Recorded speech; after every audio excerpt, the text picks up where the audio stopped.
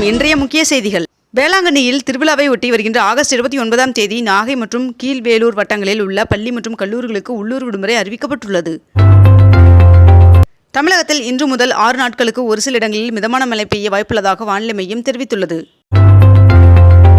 பவானிசாகர் அணையிலிருந்து கீழ்பவானி வாய்க்கால் பாசனத்திற்கு தண்ணீர் திறக்கப்பட்டுள்ளது. தொழிலாளர்கள் நலவாரியம் மூலம் 26,649 தொழிலாளர்களுக்கு 15 கோடி மதிப்பிலான நலத்திட்ட உதவிகள் வழங்கப்பட்டுள்ளதாக தமிழக அரசு தெரிவித்துள்ளது. மருந்து உற்பத்தி நிறுவனங்கள் மற்றும் விற்பனையகங்களில் மேற்கொள்ளப்பட்ட பரிசோதனையில் 70 மருந்துகள் தரமற்றவை என்று கண்டறியப்பட்டுள்ளதாக மத்திய மருந்து தர கட்டுப்பாட்டு வாரியம் தகவல் தெரிவித்துள்ளது.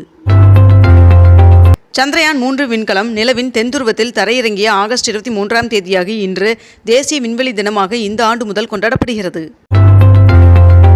தமிழக வெற்றிக் கழகத்தின் தலைவர் நடிகர் விஜய் அவர்கள் சட்டத்துக்கு புறம்பான முறையில் குடியுள்ளதாக சென்னை காவல் ஆணையர் அலுவலகத்தில் புகார் அளிக்கப்பட்டுள்ளது.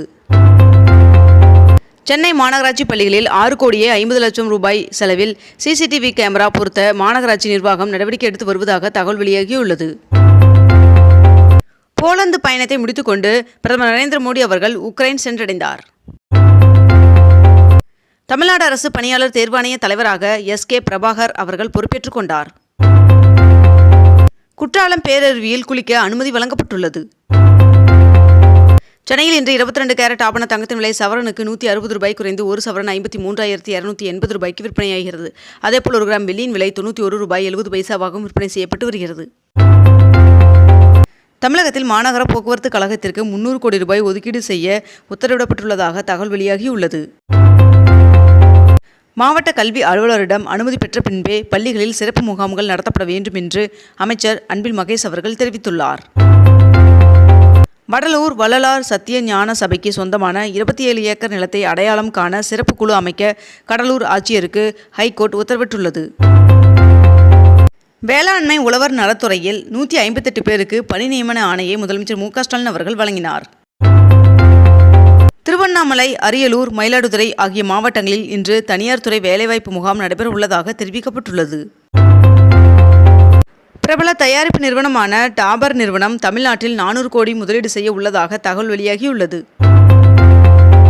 சங்கர நாராயண சுவாமி கோவிலின் குடமுழுக்கு விழாவை ஒட்டி இன்று தென்காசி மாவட்டத்திற்கு உள்ளூர் விடுமுறை அறிவிக்கப்பட்டுள்ளது. கலைஞர் கருணாநிதி அவர்களின் நூல்கள் அனைத்தும் நூலுரிமை தொகை ஏதுமின்றி நாட்டுடைமையாக்கப்படுவதாக முதலமைச்சர் மு.க. ஸ்டாலின் அவர்கள் அறிவித்துள்ளார். சென்னையில் இன்று மக்கள் நீதி மய்ய செயற்குழு கூட்டம் நடைபெற உள்ளதாக தெரிவிக்கப்பட்டுள்ளது. வருகின்ற அக்டோபர் 1ஆம் தேதி முதல் இந்தியா, அமெரிக்கா, ஆஸ்திரேலியா உள்ளிட்ட 35 நாடுகளை சேர்ந்தவர்கள் இலங்கை வர விசா தேவையில்லை என்று இலங்கை அரசு அறிவித்துள்ளது. முதலமைச்சரின் ஆராய்ச்சி ஊக்கத்தொகை திட்டத்தில் தேர்வு செய்யப்பட்ட 120 மாணவர்களுக்கு 25,000 ஊக்கத்தொகை பெறுவதற்கான ஆணையை முதலமைச்சர் மு.க. ஸ்டாலின் அவர்கள் வழங்கினார். குரங்கம்மைக்கு சிகிச்சை அளிக்க சென்னை, திருச்சி, மதுரை, கோவை ஆகிய அரசு மருத்துவமனைகளில் தலா 10 படுக்கைகளுடன் தனி வார்டு அமைக்கப்பட்டுள்ளது என்று அமைச்சர் மா. சுப்பிரமணியன் அவர்கள் தெரிவித்துள்ளார். புதிதாக பொறுப்பேற்றுள்ள தலைமை செயலாளர் முருகானந்தம் அவர்கள் தமிழ்நாடு ஆளுநர் RN ரவி அவர்களை நேரில் சந்தித்துள்ளார்.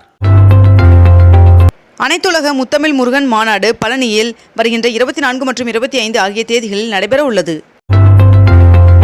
காவிரியின் குறுக்கே மேகதாதுவில் அணை கட்டுவதற்கு சுற்றுச்சூழல் அனுமதி கோரி ஒன்றிய அரசிடம் கர்நாடக அரசு விண்ணப்பம் அளித்துள்ளதாக தகவல் வெளியாகியுள்ளது. இத்துடன் இன்றைய தலைப்புச் செய்திகள் நிறைவடைகின்றன. மேலும் இதுபோன்ற அண்மை தகவல்களை உடனுக்குடன் தெரிந்து கொள்ள அக்னிபூ சேனலை சப்ஸ்கிரைப் செய்து கொண்டு தொடர்ந்து இணைந்திருங்கள். நன்றி, வணக்கம்.